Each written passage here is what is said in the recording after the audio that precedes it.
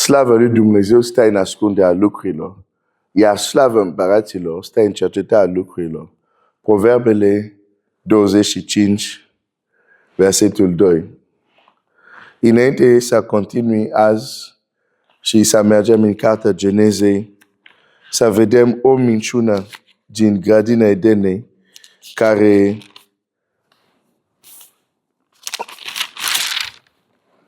dacă o credem, va fi un motiv pentru care vom rămâne slabi. Ieri am abordat în general genul oricum de învățături care vor ține copiii lui Dumnezeu slab. Și vreau doar să menționez, să completez. De multe ori am văzut și în Scriptură că chiar oamenii al lui Dumnezeu, un om al lui Dumnezeu poate să fie autentic și totuși să dea o învățătură care nu este ce trebuie.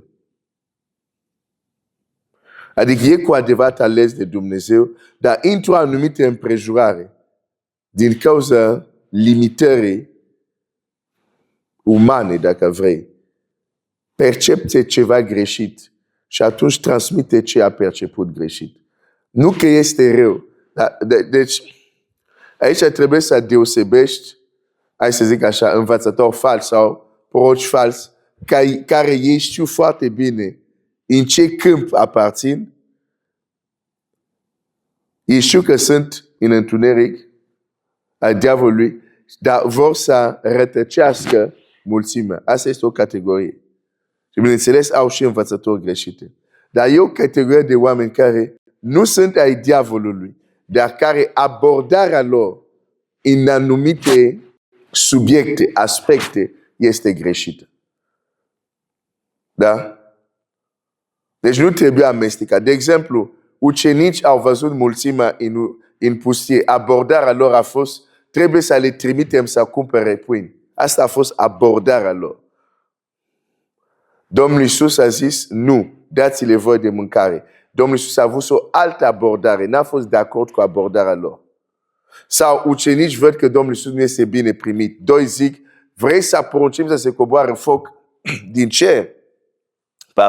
Domnul Iisus, nu, n-am venit să pierd, ca oamenii să fie pierduți, dar ca să-i mântuiesc. Scuze. Deci, sunt ucenici autentici, dar au o abordare greșită în anumite aspecte. Și asta ni se întâmplă și nouă. Se întâmplă și la învățător și predicator autentic astăzi. În anumite aspecte poate să aibă o abordare greșită.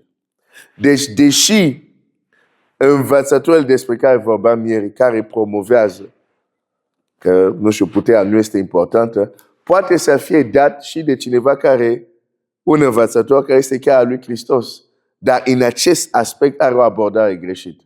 Da?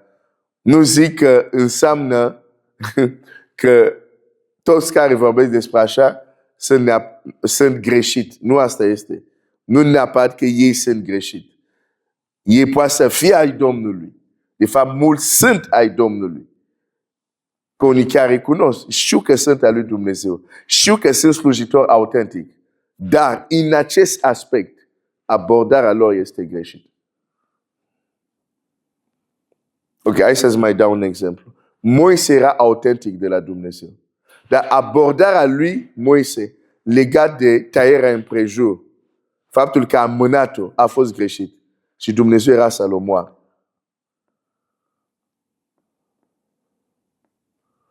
Da? Și o să vezi în Scriptură cum oamenii lui Dumnezeu sau poporul lui Dumnezeu, într-un aspect sau altul, minimizează, disprețuiește sau nu consideră important ce Dumnezeu consideră important. O să vezi asta în Scriptură. Și suntem în același caz când, deși suntem creștini, deși suntem al lui Dumnezeu, ne permitem să zicem puterea de fapt nu este importantă. E o abordare greșită. Pentru că Dumnezeu nu o disprețuiește. apostoli n-au disprețuit. Și noi ne trezim, nu este important. Automat, nu că nu mai suntem mântuiți, nu că nu mai suntem ai luminii, dar în acest domeniu suntem greșiți. Abordarea este greșită. Pentru că acest mod de a gândi nu vine de la Duhul lui Dumnezeu. Nu vine de la Hristos. Și ți-am zis ieri de ce. Acum, hai să mergem în Geneza. Geneza, capitolul 2. Nu, Geneza, capitolul 3. Biblia zice așa.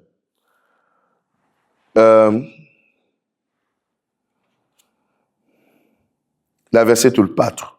Atunci șarpele a zis femeii, o tăreți că nu veți muri. Dar Dumnezeu știe că în ziua când veți mânca din el, vi se vor deschide ochii și veți fi ca Dumnezeu, cunoscând binele și rău. Știm că în grădina Eden erau doi pomi.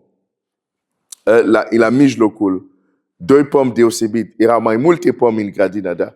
Știm de doi pomi deosebit. Pomul vieții, și pomul cunoașterii binele și răul. Da? Bun. Ceea ce este interesant, despre pomul vieții, Dumnezeu nu a dat nicio interdicție. Dar era un pom deosebit și ei aveau acces la el. Despre pomul cunoașterii binele și răului, Dumnezeu a dat o poruncă clară.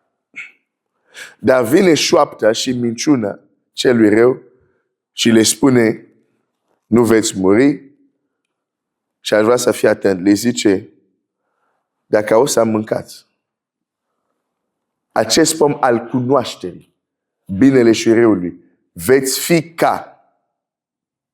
Da?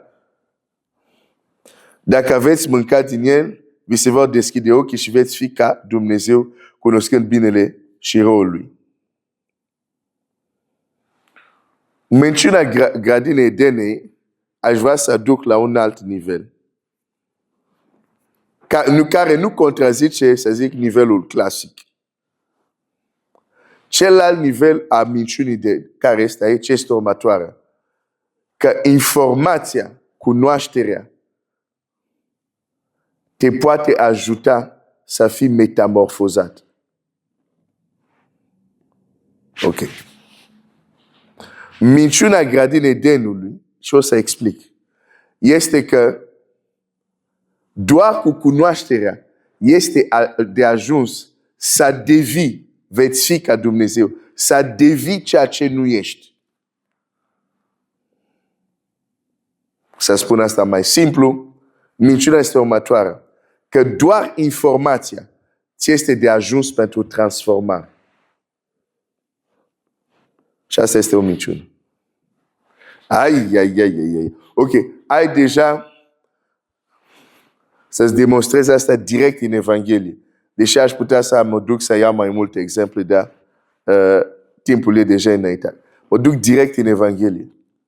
Domnul Iisus zice la farisei, zice, cercetați Scripturile, cunoașterea. Cercetați Scripturile, pentru că sperați, aveți speranța că în ele veți găsi viața veșnică. Și zice, dar ele vorbesc despre mine și nu vreți să veniți la mine ca să aveți viață. Domnul Iisus e foarte clar. Zice, poți să ai Scripturile, dar dacă nu mai pe mine, care sunt viața, nu vei avea viață. Deci Domnul Iisus face clar diferența între Scriptură și viață. Scripturile și viață. Asta este Domnul Iisus. Deci respect ce zice El. Că mai mult o să zic că nu, Scriptură și viața sunt același lucru. Dacă ai Scripturile, ai viața. Nu, Domnul Iisus zice nu. Poți să ai Scripturile fără să ai viață. Poți să ai informația fără transformare. De aceea, mulți au devenit bogați, spunând, dacă cumperi informația asta, dacă cumperi cartea asta, dacă cumperi trainingul ăsta, dacă cumperi nu știu ce, vei deveni milionar, vei deveni fericit, vei deveni nu știu ce. Deci, ideea este, ia informația, te va transforma. Știi câte persoane cu adevărat sunt transformate de informațiile care le cumpără? Sunt unii oameni care au statisticile, adică aproximativ, dar nu le vor publica. Pentru că nu este în avantajul vânzărilor. Nu, ia acest serviciu, ia acest produs și vei deveni. Câți oameni au cumpărat și produsul ăsta, și serviciul ăsta, și informația asta, și trainingul ăsta, și ce se vindea, metamorfoză, schimbarea care se vindea, n-au experimentat. Ok, să-ți dau un exemplu practic. Știi câte persoane au cumpărat produse, servicii, informații pentru a slăbi? Ca să aibă talia, nu știu, de taille de gap, dar nu știu cum să zic asta în limba română. Gap. Nu albină, aia care, viespe. Talie de viespe, da? Știți câți au risipit bani? Au cumpărat cu speranță că voi deveni top model. Dar au descoperit că informația nu este de ajuns pentru transformare. Ți-am zis, nu sunt statistici care ei poate să le publice.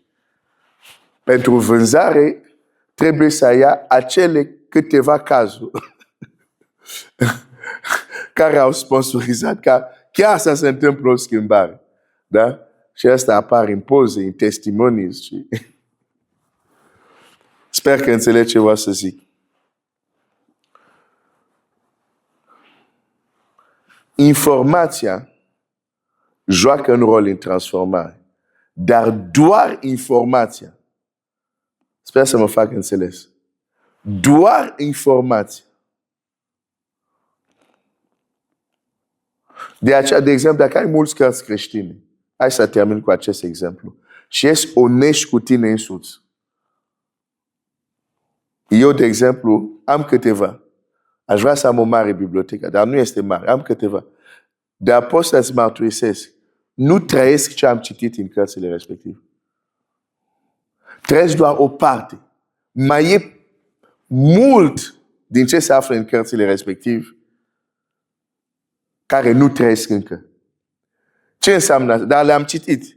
Dacă era adevărat că doar informația e de ajuns pentru transformare, noi toți care am citit totuși un anumit număr de cărți creștine bune, ar trebui să devenim apostoli acestui veac. Ar trebui umbra noastră să vindece bolnavi. Nu știu dacă am înțelegi. Dar vei recunoaște că doar informația nu este de ajuns. Ok. Dar ce trebuie? Continuăm mâine. Dumnezeu, ce mai trebuie? Continuăm mâine. Dumnezeu să te binecuvinteze.